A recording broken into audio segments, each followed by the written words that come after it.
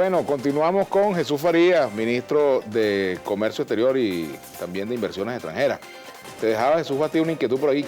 ¿De quién es la guerra económica? Si todas las instituciones, PDVSA, CENIAT, están en manos del gobierno. Jesús Bastidas te preguntaba. Bueno, precisamente la guerra económica es de aquellos que con mucho poder financiero y económico interna y externamente han venido agrediendo a nuestra economía. Y la lógica era sencilla. Y por cierto, eso lo hemos dicho en muchas oportunidades, pero para algunos que se ciegan, se cierran a esa realidad del momento e histórica, tenemos que repetirlo. A Salvador Allende lo derrocaron en medio de una guerra económica auspiciada, organizada, perpetrada desde Washington. Y nosotros no somos ninguna excepción. Y al presidente Chávez, tú estuviste allí muy involucrado en eso, no como golpista, sino como persona que recibió esos ataques, también fue derrocado en medio de una guerra económica. Entonces nosotros tenemos que preguntarnos, ¿hay o no hay realmente eso? Pero Jesús, espera, una pregunta sobre eso, la guerra económica. Pero se supone que había algunos antídotos para esa guerra económica. Bueno, y uno de ellos eran las recomendaciones de UNASUR.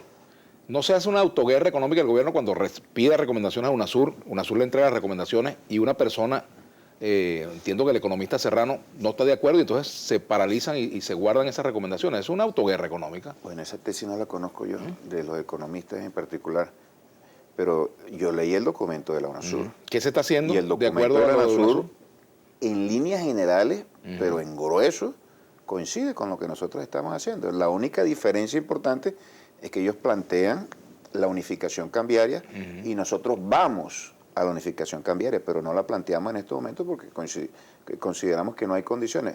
Pero volviendo a la pregunta de la guerra económica, hay gente que duda y tú dices, bueno, nosotros estamos haciendo el juego de la guerra económica. Hay dos cosas. Primero, estamos siendo sometidos a una agresión y a un ataque, sin lugar a dudas. Y ya voy a poner ejemplos tangibles que son irrefutables, sobre todo ilustrativos para aquellos que se cierran en la idea, bueno, no, aquí no existe absolutamente nada salvo la torpeza del gobierno. Y hay la respuesta que damos nosotros. Puede ser una respuesta suficiente, puede ser una respuesta insuficiente. En cada uno de los escenarios lo evaluamos y si hay que aplicar correctivos, los aplicamos. Hace pocos días, PDVSA canceló los intereses de unos bonos y el Citibank se retrasó en los pagos. Ayer apareció como una noticia muy dañina para nuestro país que Venezuela había incumplido con una obligación financiera. ¿Tú sabes lo que eso significa? Y más aún si lo dice el JP Morgan, uno de los principales actores financieros del planeta. Una mentira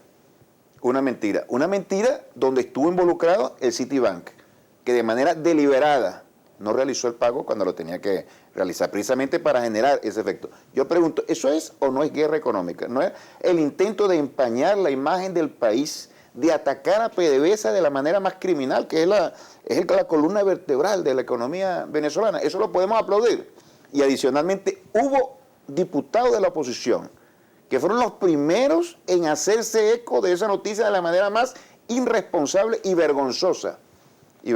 Y no es la primera vez que ocurre, Vladimir.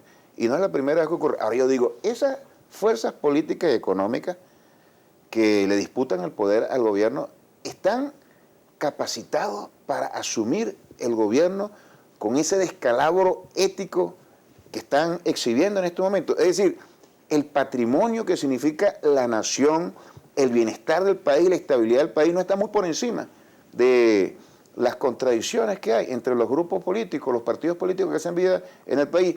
¿Vale la pena subordinar al interés individual y privado, a la obsesión golpista? ¿Vale la pena subordinar a esa obsesión la necesidad de apoyar a todo el esfuerzo por recuperar la economía del país? Es una pregunta que en torno a la cual tenemos que reflexionar, no solamente en el programa, sino en general. Y hay otra cosita, y hay otro tema. Hay banqueros, eso me lo han dicho a mí, los banqueros afectados, que han puesto sus bancos al servicio de las operaciones financieras que tienen como bancos corresponsales. Algo absolutamente normal en cualquier país del planeta. Tú sabes que han sido objetos de la coacción por parte del Departamento del Tesoro. Han sido citados para obligarlos a renunciar y a cerrar esa relación. Y el ataque contra la moneda nacional, Vladimir. El ataque que se vino desplegando de una manera verdaderamente increíble y criminal contra la moneda nacional por un grupo de banqueros, un grupo de opositores con mucho dinero, que le meten dinero para finalizar la idea del narcotráfico a eso, con el solo hecho de obtener ganancias especulativas a costa de todo el país y tratar de desestabilizar el gobierno. Yo digo, ¿eso es guerra económica o no es guerra económica? Ahora, ¿cómo lo podemos llamar? Por ejemplo, cuando el Banco Central, cuando se imprimen dinero sin respaldo, eso es un daño también a la economía, ¿verdad? El Banco Central no ha puesto disciplina en esta historia. Pero yo quiero que tú me respondas esto. Yo te pregunto, ¿es cierto o es falso que se está imprimiendo dinero inorgánico? Yo te voy a responder, pero yo te pregunto, ¿es o no es guerra económica eso? No vinculemos una cosa con la otra, no vinculemos lo que recibimos nosotros como ataque y la respuesta que damos nosotros. Yo puedo evaluar y contribuir aquí y responder todas las preguntas. A lo que voy es que a veces se buscan causas externas cuando hay causas internas que el gobierno... No, yo no estoy de acuerdo con ningún tipo de actividad de esa naturaleza. Pero ¿estás de acuerdo conmigo en que sí hay una guerra económica? Fíjate, la oposición que se quejaba obstinadamente de ese argumento y lo negaba, en la mesa de diálogo... Yo creo que detrás de ese concepto de guerra económica se esconde muchas no tomas de decisiones, muchas... En la mesa de diálogo, la oposición... Y muchas decisiones equivocadas. Que nada tiene que ver con el gobierno.